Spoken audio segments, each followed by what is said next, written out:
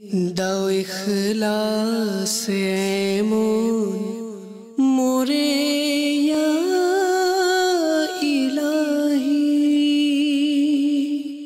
আলহামদুলিল্লাহি রাব্বিল আলামিন ওয়াসসালাতু ওয়াসসালামু আলা সাইয়্যিদিল মুরসালিন আম্মা বা'দ ফাআউযু বিল্লাহি মিনাশ শাইতানির রাজীম বিসমিল্লাহির রহমানির রহিম। আসসালাতু ওয়াসসালামু আলাইকা ইয়া রাসূলাল্লাহ, আসসালাতু ওয়াসসালামু আলাইকা ইয়া হাবিবাল্লাহ, আসসালাতু ওয়াসসালামু আলাইকা ইয়া নবিয়াল্লাহ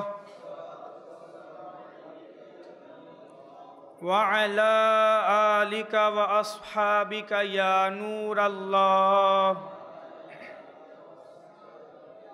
প্রিয় নবী মক্কি মদিনী মুস্তাফা সাল্লাল্লাহু তাআলা আলাইহি ওয়াসাল্লাম ইরশাদ করেন, হে লোকেরা, নিশ্চয় কিয়ামতের ভয়াবহতা ও হিসাব নিকাশ থেকে দ্রুত মুক্তিপ্রাপ্ত ব্যক্তি সেই হবে যে তোমাদের মধ্যে আমার প্রতি দুনিয়ায় অধিক হারে দুরূদ শরীফ পাঠ করবে। দুরূদ শরীফের অগণিত ফজিলত এবং বরকত রয়েছে। আসুন আমরাও একবার দুরূদ শরীফ পাঠ করি। সাল্লু আলাল হাবিব সাল্লাল্লাহু তাআলা আলা মুহাম্মদ সাল্লাল্লাহু তাআলা আলাইহি ওয়া আলিহি ওয়াসাল্লাম সালাতান ওয়া সালামান আলাইকা ইয়া রাসূলাল্লাহ।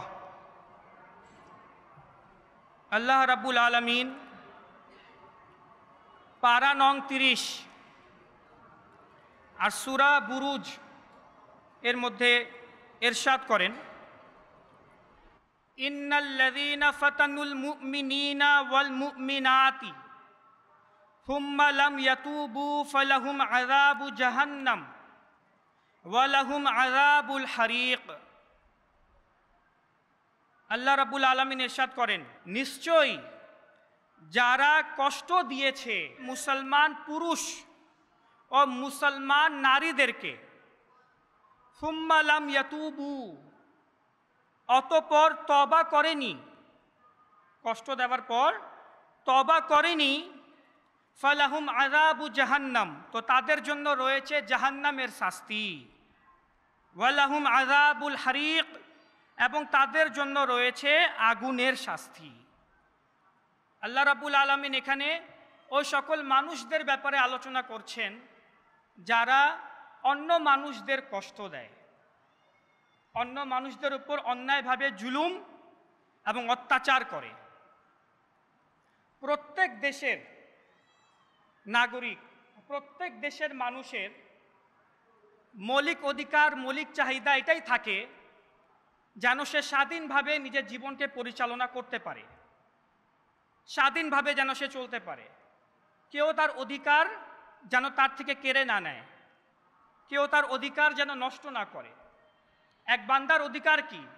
এক বান্দার অধিকার হচ্ছে কেউ যেন অন্যায়ভাবে তার উপর জুলুম না করে, তার প্রাণ না নিয়ে নেয়, তাকে হত্যা না করে, তার পরিবার পরিজনের উপর জুলুম না করে, জুলুম করে, প্রতারণা করে, ধোঁকাবাজি করে কেউ যেন তার সম্পদকে তার থেকে আত্মসাৎ করে না নেয়, তার সম্পদ নিয়ে তার থেকে পালিয়ে না যায়, তাকে কেউ ধমক না দেয়, তাকে কেউ ভয় না দেখায়, কেউ তাকে যেন সম্মানহানি না করে, কেউ যেন তার উপর অপবাদ না দেয়, অর্থাৎ জুলুম না করে, অন্যায় না করে, অত্যাচার না করে, সমাজের সামনে তার সম্মানটা যেন বজায় থাকে। এসব কিছু মানুষের মৌলিক অধিকার, মানবাধিকার। আর এই মানবাধিকারগুলো, মানুষের হক আর অধিকারগুলো মানুষকে সঠিকভাবে পৌঁছানোর জন্য প্রত্যেক দেশের সরকার, আমাদের বাংলাদেশের সরকারও বিভিন্নভাবে ব্যবস্থা করে রেখেছে। অসংখ্য অধিদপ্তর, কার্যালয়, আইন শৃঙ্খলা বাহিনী কত রকমের সিস্টেম করে রেখেছে যেন প্রত্যেক মানুষ নিজের অধিকার পরিপূর্ণতার সাথে পায়, কেউ যেন কারো হক নষ্ট বা বিনষ্ট না করতে পারে। কিন্তু তারপরেও দেখা যায় যে অ্যাভারেজে বা গড়ের মধ্যে 100 জন মানুষের মধ্যে 10 জন মানুষ নিয়মকানুন মেনে চলে, আর বাকি 80 থেকে 90 জন মানুষ কোনো না কোনোভাবে অপর মানুষের হক নষ্ট করছে। কোনো স্বামী নিজের স্ত্রীর উপর অত্যাচার চালাচ্ছে, তো কেউ নিজের পিতামাতার উপর অত্যাচার চালাচ্ছে, তো কেউ বন্ধুর নামে কিছুদিন বন্ধুত্ব করে টাকা নিয়ে পালিয়ে গেল, প্রতারণা করে পালিয়ে গেল, কেউ একটা মিথ্যা অপবাদ দিয়ে মামলা মোকদ্দমার মধ্যে ফাঁসিয়ে দিল। বিভিন্নভাবে কিন্তু এগুলো চলছেই। এখন সরকার, প্রত্যেক রাষ্ট্রের সরকারই নিজের পক্ষ থেকে কিন্তু ফুল নিজের দায়িত্ব চেষ্টা করে যাচ্ছে যে আমার দেশের সকল নাগরিক যেন ভালোভাবে সুস্থভাবে থাকে, কারো হক যেন নষ্ট না হয়। সরকার নিজের পক্ষ থেকে যা সম্ভব করে যাচ্ছে, কিন্তু তারপরেও মানুষ সতর্কতা অবলম্বন করে না, করছেও না। এর কারণ কি? এর বিশেষ কারণ হচ্ছে মানুষ দ্বীন ও ইসলাম থেকে দূরে সরে যাচ্ছে। মানুষের মধ্যে থেকে ইসলামের জ্ঞানের যে আলো রয়েছে, যা নূর রয়েছে, এই নূর মানুষের অন্তর থেকে শেষ হয়ে যাচ্ছে, যার কারণে মানুষ অন্যের হক, যেটাকে হুকুকুল ইবাদও বলা হয় আরবিতে, বান্দার হক নষ্ট করার সম্পর্কে হুকুকুল ইবাদ, এই হুকুকুল ইবাদ নষ্ট করতেও মানুষের দ্বিধাবোধ হচ্ছে না, কারণ মানুষ ইসলাম থেকে দূরে। পিতা নিজের সন্তানকে, মা নিজের সন্তানকে, বন্ধু নিজের বন্ধুকে, ভাই বোন নিজের ভাই বোনদেরকে, আত্মীয় স্বজনদেরকে এই যে একটা হক রয়েছে, অধিকার রয়েছে, এটা যে একটা দিতে হবে, অন্যের হক অন্যের অধিকার, এ ব্যাপারে কোনো সচেতনতা নাই, কারণ দ্বীন ইসলাম থেকে দূরে, আল্লাহর ভয় অন্তরের মধ্যে নাই, তাকওয়া অন্তরের মধ্যে নাই। অথচ আমাদের দ্বীন ইসলাম এত সুন্দর, এত সুন্দর আমাদের দ্বীন ইসলামের নিয়ম, যে মহান সৃষ্টিকর্তা আল্লাহ রাব্বুল আলামিন সৃষ্টিকর্তা হওয়ার পরেও তিনি নিজে মালিক, তিনি নিজে সৃষ্টিকর্তা হওয়ার পরেও তিনি অনেক সময় নিজের হক যা বান্দার উপর রয়েছে, নিজের হক মাফ করে দেন। বান্দা নাফরমানি করলে, গুনাহ করলে অনেক সময় নিজের হক মাফ করে দেন, কিন্তু কোনো বান্দা যদি অন্য বান্দার হক নষ্ট করে, আল্লাহ রাব্বুল আলামিন সে হক মাফ করেন না। এটা আমাদের দ্বীন ইসলামের সৌন্দর্য। যদি কোনো মানুষ কোনো প্রাণীর উপরও অত্যাচার করে, আল্লাহ রাব্বুল আলামিন সে হককে মাফ করেন না। আর আমাদের দ্বীন ইসলাম ছোট থেকে ছোট সূক্ষ্ম বিষয়ের ব্যাপারেও মানুষদেরকে শিক্ষা দেয়, প্রত্যেকের অধিকার এবং হক সম্পর্কে বয়ান করে। মখলুক তো পরে, জীবিত জিনিস তো দূরে পরের কথা, রাস্তার হকও আমার প্রিয় নবী সাল্লাল্লাহু আলাইহি ওয়াসাল্লাম বয়ান করেছেন। আমার হুজুর সাল্লাল্লাহু আলাইহি ওয়াসাল্লাম ইরশাদ করেন, বুখারী শরীফের হাদিস, সাহাবায়ে কেরামদেরকে বলেন যে হে সাহাবীরা, তোমরা রাস্তার হককে আদায় করবে। তো সাহাবায়ে কেরামগণ বলেন, ইয়া রাসূলুল্লাহ, রাস্তার আবার হক কি? রাস্তা দিয়ে আমরা চলাফেরা করি, আমরা কাজ করি, রাস্তার হক কি? তো হুজুর সাল্লাল্লাহু আলাইহি ওয়াসাল্লাম ইরশাদ করেন, রাস্তার হক হচ্ছে তোমরা যখন রাস্তা দিয়ে চলাফেরা করবে তখন অন্য মানুষকে কষ্ট দিবে না। রাস্তার হক হচ্ছে যখন তোমরা রাস্তা দিয়ে চলাফেরা করবে, কোনো মুসলমানকে দেখলে তাকে প্রথমে সালাম দিবে। যদি কোনো নেককার ব্যক্তি, যদি কোনো প্র্যাকটিসিং মুসলিম, যে আল্লাহ রাব্বুল আলামিনের আহকাম, হুকুম, বিধান সব মেনে চলে, এমন একজন মুসলিম নিজের জীবনে দুইটা কাজ সবচেয়ে বেশি করে। আল্লাহ তাআলা ইসলামকে এমনভাবে তৈরি করেছেন, বিধিবিধানকে এমনভাবে তৈরি করেছেন যে একটা মুসলমান নিজের জীবনে দুইটা কাজ সবচেয়ে বেশি করবে। আর সে দুইটা কাজ হচ্ছে, প্রথম, সে প্রত্যেকটা স্টেপে, প্রত্যেকটি কাজের মধ্যে বিসমিল্লাহির রহমানির রহিম পড়বে। যদি প্র্যাকটিসিং মুসলিম হয়, তাহলে বিসমিল্লাহ পড়বে। উঠতে বিসমিল্লাহ, বসতে বিসমিল্লাহ, চলতে বিসমিল্লাহ, খুলতে বিসমিল্লাহ, বন্ধ করতে বিসমিল্লাহ, অন করতে বিসমিল্লাহ, অফ করতে বিসমিল্লাহ, ঘর থেকে বের হইতে বিসমিল্লাহ, ঘরে প্রবেশ করতে বিসমিল্লাহ। সব কাজের শুরুতেই শেষে কি করবে? সে বিসমিল্লাহ, আল্লাহর নাম নেবে। আল্লাহ তাআলা সিস্টেম এভাবে করে দিয়েছেন যে প্রত্যেক কাজের প্রথমেই বিসমিল্লাহ পড়ো। তো প্র্যাকটিসিং মুসলিম করবে। আর দ্বিতীয় যে কাজ যা একজন মুসলিম করবে, আমলদার মুসলিম, সে কি করবে? যাকে দেখবে প্রথমে সালাম দিবে। আর সালাম দেওয়ার অর্থ কি? সালাম দেওয়ার অর্থ হচ্ছে আল্লাহ রাব্বুল আলামিন তোমার উপর শান্তি বর্ষিত করুক। অর্থাৎ আল্লাহ তাআলা প্রত্যেক মুসলমানের মুখে এই কথা চালু করে দিয়েছেন যে হকের প্রতি কত কঠোরতা, যে যখনই তুমি কোনো মুসলমানকে দেখবে, যখনই তোমার কোনো ভাইকে দেখবে, তখন সর্বপ্রথম তোমার মুখ থেকে যে কথা উচ্চারণ হবে তার হকের কথা, যে আল্লাহ রাব্বুল আলামিন তোমাকে যেন সর্বদা সহি সালামতে রাখুক, তোমার জান, তোমার মাল, তোমার রক্ত, তোমার সম্পদ যেন সর্বদা আল্লাহ রাব্বুল আলামিন হিফাজতে থাকুক। আমার দ্বারা বা অন্য কারোর মাধ্যমে যেন তোমার জান মালের কোনো ক্ষতি না হয়, তোমার হক এবং অধিকারের যেন কেউ নষ্ট না করতে পারে। আর সালামের ব্যাপারে তো এটাও বলা হয়েছে, দুইজন মুসলমান যদি একসাথে হেঁটে হেঁটে যাচ্ছে আর মাঝখানে কোনো বট গাছ চলে আসলো, কোনো গাছ, তো দুইজন যাওয়ার সময় দুই ভাগ হয়ে গেল, আবার সেকেন্ডের মধ্যে একসাথে হয়ে গেল, তখনও ইসলামের বিধান যে আবার সালাম দাও। মানে কিছুক্ষণ সময়ের জন্য যে বিচ্ছেদ হইল, এটার জন্য আবার সালাম দাও। একসাথে একই রুমে বসে আছো আর কেউ উঠে অন্য রুমে চলে গেল, 5 মিনিট পর আবার সে আসলো, তাকে আবার সালাম দাও, যেন কথায় কথায় তার হকের কথা মনে আসে। এটা আল্লাহ রাব্বুল আলামিনের নিয়ম। আল্লাহ তাআলা দ্বীন ইসলামকে এত সুন্দর বানিয়েছে যা পৃথিবীর অন্য কোনো ধর্মের মধ্যে নাই। যত আল্লাহ রাব্বুল আলামিন আমাদেরকে দ্বীন ইসলামের ব্যাপারে বলেছেন। এখন শুনুন, আল্লাহ তাবারাকা ওয়া তাআলা কোরআনে পাকের মধ্যে মানুষের ব্যাপারে ইরশাদ করেন। সূরা আল মায়দা আয়াত নং 32, 32 নং আয়াত, আল্লাহ তাআলা ইরশাদ করছেন, মান কতালা নাফসাম বিগয়রি নাফসিন আও ফাসাদিন ফিল আরদ, যে ব্যক্তি অন্যায়ভাবে কোনো মানুষকে হত্যা করলো, ফাকাআন্নামা কতালান নাসা জামিআ, তো সে কোনো একজন মানুষকে হত্যা করে নাই, বরং আল্লাহ রাব্বুল আলামিন বলেন সে পুরা মানুষত্বকে হত্যা করলো, সে পুরা মানুষকেই হত্যা করে, মানুষ জাতিকেই সে হত্যা করে ফেললো। আল্লাহ রাব্বুল আলামিনের নিকটে একজন মানুষের উপর যে জুলুম করলো, সে একজন মানুষের উপর জুলুম করে নাই, সে মানুষ হয়ে যখন অন্য মানুষের উপর জুলুম করতে পারলো, মানুষ হয়ে যখন অন্য মানুষের সাথে প্রতারণা করতে পারলো, তো সে একজন মানুষের সাথে না, বরং পুরা মানুষ জাতির সাথে সে প্রতারণা করলো। এটা আল্লাহ রাব্বুল আলামিন ইরশাদ করছেন। এখন বুঝুন মানুষের হকের ব্যাপারে আল্লাহ তাআলা কত আমাদেরকে কঠোরতা অবলম্বন করেছেন। অথচ বর্তমানে মানুষের অবস্থা এত খারাপ হয়ে গিয়েছে, মানুষ কাউকে বিশ্বাস করতে পারছে না। কে কার উপর বিশ্বাস করবে? একজন আরেকজনকে বিনা দ্বিধায় হত্যা করে দিচ্ছে, তার কোনো কারণ নাই। একটা কারণ টাকা। মানুষ মানুষের সাথে প্রতারণা করছে, ধোঁকাবাজি করছে, ঋণ নিচ্ছে ধোঁকা দিয়ে। একজন মানুষ বলে ভাই আমাকে 10,000 টাকা দাও, আমাকে 5,000 টাকা দাও, আমি তোমাকে 1 মাসের মধ্যে ফিরিয়ে দিব। হয়তো কোনো আত্মীয়র কাছে বা কোনো বন্ধুর কাছে বা কারো কাছে হয়তো সে টাকা ছিল।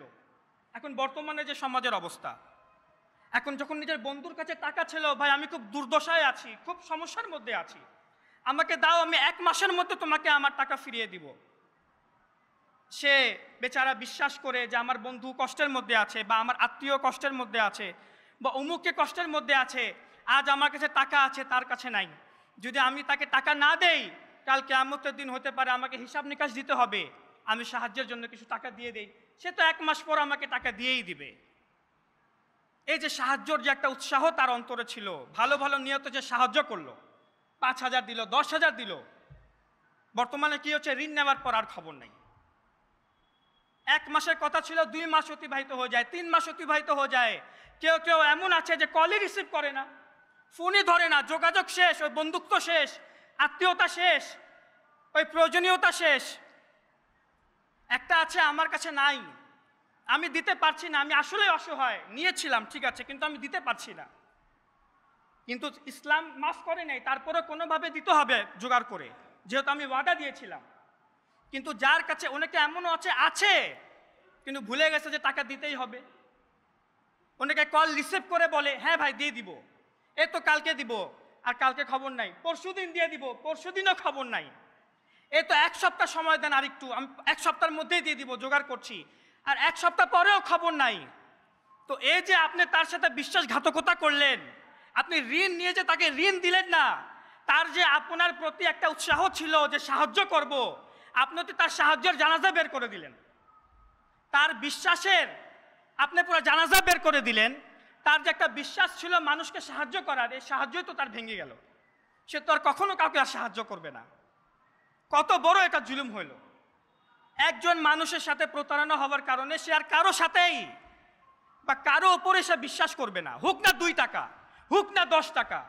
এই 10 টাকার জন্য কিয়ামতের দিন আমাকে হিসাব দিতে হবে। কেউ যদি আমাকে আমানত স্বরূপ কিছু রাখার জন্য দেয়, কোনো কাজের জন্য হোক বা কোনো কাজ টাকা, বা আমি আপনার অমুক কাজ করে দিব, আমাকে আপনি 10,000 টাকা দেন, কালকের মধ্যে কাজ হয়ে যাবে। 10,000 টাকা দিলাম, 1 বছর হয়ে গেল, উদাহরণস্বরূপ। তো এগুলা আমানতের খেয়ানত না? এগুলা আমানতের খেয়ানত। আর এমন আমানতের খেয়ানতকারীকে রাসূলুল্লাহ সাল্লাল্লাহু আলাইহি ওয়াসাল্লাম মুনাফিক বলেছেন। কি বলেছেন?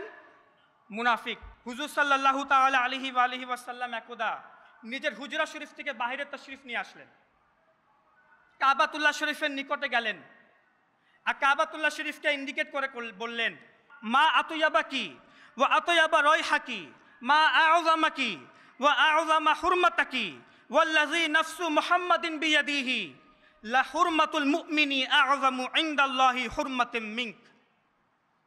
প্রিয় নবী কাবাতুল্লাহ শরীফকে ইন্ডিকেট করে বলেন, ওহে আল্লাহর ঘর, ওহে কাবা, তুমি কতই না পবিত্র। মা আতয়াবাকি, তুমি কতই না পবিত্র, তোমার সুঘ্রাণ, তোমার আকাশ বাতাস কতই না মন মাতানো, তুমি কতই না মর্যাদাবান, কতই না তুমি সম্মানের অধিকারী। আ'যামু হুরমাতাক ওয়াল্লাযী নাফসু মুহাম্মাদিন বিয়াদিহি। হে কাবাতুল্লাহ শরীফ শুনো, কাবাকে বলছেন, কাবা শরীফকে, হে কাবাতুল্লাহ শরীফ শুনো, ও সত্তার শপথ যে আমাকে হকের সাথে প্রেরণ করেছে, নিশ্চয়ই একজন মুমিনের শান এবং মর্যাদা তুমি কাবাতুল্লাহ শরীফ থেকেও বেশি। কাবাতুল্লাহ শরীফকে বলছে, লা হুরমাতুল মুমিনি আ'যামু ইনদাল্লাহি হুরমাতাম মিনক, যে তোমার থেকেও বেশি শান এবং মর্যাদা হচ্ছে একজন মুমিনের। এখনো শেষ না, ওয়া মালুহু ওয়া দামুহু, একজন মুমিনের সম্পদ, তার টাকা পয়সা এবং তার রক্তর মর্যাদা তোমার থেকেও বেশি। তো যে আল্লাহ রাব্বুল আলামিনের নিকটে মুমিনের মর্যাদা, মুমিনের সম্পদের মর্যাদা, মুমিনের টাকা পয়সার মর্যাদা, মুমিনের রক্তের মর্যাদা, তার সম্মানের মর্যাদা যে আল্লাহ রাব্বুল আলামিনের নিকটে কাবাতুল্লাহ শরীফ থেকেও বেশি, সে মুমিনকে আমরা খোলা মুখে গালি দেই। রাগ চলে আসলে যাকে ইচ্ছা গালি দিয়ে দেই, যাকে ইচ্ছা মারধর করি, যাকে ইচ্ছা অপবাদ দিয়ে দিই, যাকে ইচ্ছা কষ্ট দিই, মনের মধ্যে কষ্ট দিই, এমন একটা কথা বলে ফেলি যে সে মনের মধ্যে কষ্ট পেয়ে যায়, এমন মুমিনের রক্ত ঝরাই, হত্যা করি, চুরি ডাকাতি করি, প্রতারণা করি। তো আমরা কিয়ামতের দিন কি উত্তর দিব? কেউ না কেউ কোনো না কোনোভাবে অধিকার নষ্ট করছি। হ্যাঁ, আমি চুরি করি না, ঠিক আছে ভাই, আমি তো কখনো ডাকাতি কল্পনাও করি নাই, আমি ভালো ফ্যামিলির মানুষ। কাউকে গালি তো দিয়েছেন, কাউকে গালি তো আমরা দিয়েছি, কারো মনে কষ্ট তো দিয়েছি, এটাও অধিকার নষ্ট হয়েছে, হক নষ্ট হয়েছে। এখন যেটা বলছি এটা মুসলিম শরীফের হাদিসে মুবারাকা। আমার প্রিয় নবী সাল্লাল্লাহু আলাইহি ওয়াসাল্লাম ইরশাদ করেন যে, হে আমার সাহাবারা, তোমরা কি জানো নিঃস্বকে? তো সাহাবায়ে কেরামগণ ইরশাদ করলেন, ইয়া রাসূলুল্লাহ, আমাদের নিকটে, আমাদের মাঝে নিঃস্ব তো গরিব আর মিসকিন, যাদের কাছে দিরহাম দিনার নাই, টাকা পয়সা নাই, গরিব মিসকিন, তারাই হচ্ছে আমাদের নিকটে নিঃস্ব। তো প্রিয় নবী সাল্লাল্লাহু তাআলা আলাইহি ওয়া আলিহি ওয়াসাল্লাম বললেন, না, আমার উদ্দেশ্য সেটা না। কিয়ামতের দিন নিঃস্ব সে হবে, গরিব আর মিসকিন সে হবে যে উহুদ পাহাড় সমপরিমাণ নামাজ, ইবাদত, রোজা, জাকাত, হজ, অনেক ইবাদত নিয়ে আসবে, দান সদকা নিয়ে আসবে, কিন্তু সে পৃথিবীতে কাউকে কষ্ট দিয়েছিল, কারো সম্পদকে আত্মসাৎ করেছিল, কাউকে গালি দিয়েছিল, কারো মনে কষ্ট দিয়েছিল, কাউকে অপবাদ দিয়েছিল, মিথ্যা অপবাদ, কারো মনে কষ্ট দিয়েছিল, জুলুম করেছিল, অত্যাচার করেছিল।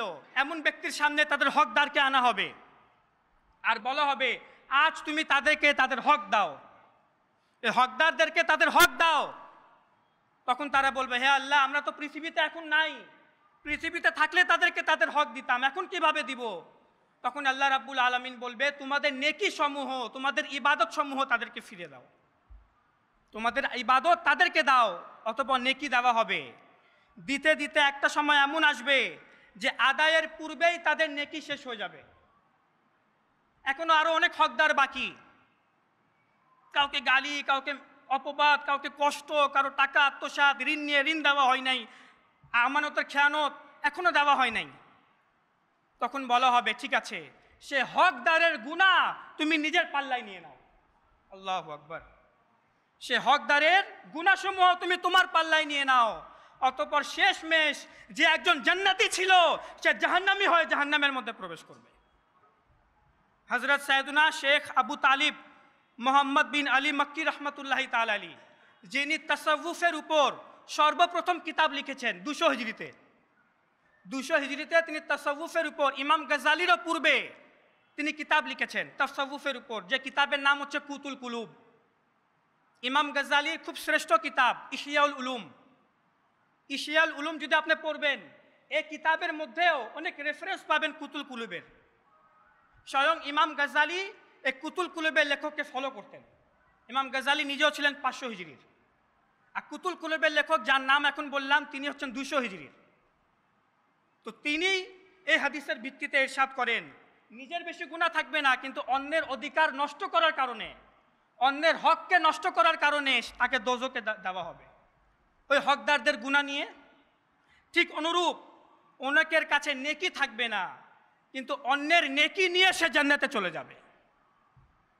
ইবাদত থাকবে না, ইবাদত কম থাকবে, নেকি কম থাকবে, কিন্তু যে হকদার, যে সে যারা জুলুম করেছে, অত্যাচার করেছে, হক নষ্ট করেছে, অধিকার নষ্ট করেছে, তাদের নেকিগুলা নিয়ে সে জাহান্নামে ছিল, কিন্তু অধিকাংশ লোক এই কারণে জান্নাতেই চলে যাবে।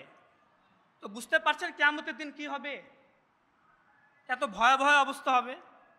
যাদের কাছে নেকি থাকবে তারা জাহান্নামে চলে যাবে বান্দার হক নষ্ট করার কারণে, আর যাদের কাছে গুনাহ থাকবে তারা জান্নাতে চলে যাবে। তো মুসলমানদের উচিত, যেহেতু আমরা মুমিন, আমরা মুসলমান, আমাদেরকে উচিত অন্যের হক নষ্ট না করা।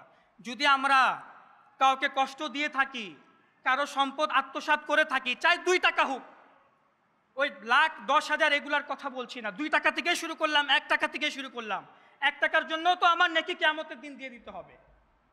যদি কারো সম্পদ আমরা আত্মসাৎ করে থাকি বা কাউকে কষ্ট দিয়ে থাকি, মাফ চেয়ে নেই। এই পৃথিবীতে থাকা অবস্থায় মাফ চেয়ে নেওয়া ভালো। কিয়ামতের দিন আল্লাহ রাব্বুল আলামিনের কাছে যখন মাফ চাবো তখন মাফ হবে না।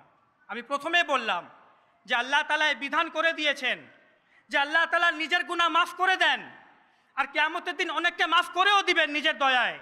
কিন্তু যারা বান্দার হক নষ্ট করেছে তাদেরকে বলা হবে, দাঁড়াও, তোমার হিসাব কিতাব এখনো বাকি আছে। তখন কোথায় যাব? কার কাছে যাব? তাই বান্দার হক, বান্দার অধিকার যেন নষ্ট না করি। এখানে শুধু মুসলমানদের কথা না, অনেকে আমরা আমাদের বাবা মার অধিকারও নষ্ট করি। বাবা মার সাথে ভালো আচরণ না করা, এটা বাবা মার হক তাদেরকে না দেওয়া। আত্মীয় স্বজনদের সাথে ভালো আচরণ না করা, এটা তাদের হক তাদেরকে না দেওয়া। প্রতিবেশীর সাথে ভালো আচরণ না করা, এটা তাদের হক তাদেরকে না দেওয়া। এসব অধিকার বিনষ্ট করার অন্তর্ভুক্ত। যারা অন্যের হক নষ্ট করে আল্লাহ তাআলা তাদেরকে ক্ষমা করেন না। তাই আমরা যা শুনলাম, আল্লাহ রাব্বুল আলামিন আমাদেরকে এর উপর আমল করার তৌফিক দান করুন। আর আপনাদেরকেও বলবো, এগুলো বাসায় গিয়েও নিজের স্ত্রী সন্তানদেরকে, নিজের আত্মীয় স্বজনদেরকে জানাবেন, এটা আপনারও সওয়াব হবে। আল্লাহ রাব্বুল আলামিন আমরা যা শুনলাম এর উপর আমল করার এবং অপরের নিকট তা পৌঁছানোর তৌফিক দান করুন। আমিন বিজাহিন নবিয়িল আমিন সাল্লাল্লাহু তাআলা আলাইহি ওয়া আলিহি ওয়াসাল্লাম। সল্লু আলাল হাবিব সাল্লাল্লাহু তাআলা আলাইহি ওয়া আলিহি ওয়াসাল্লাম। দাও ইখলাস এমন মোরে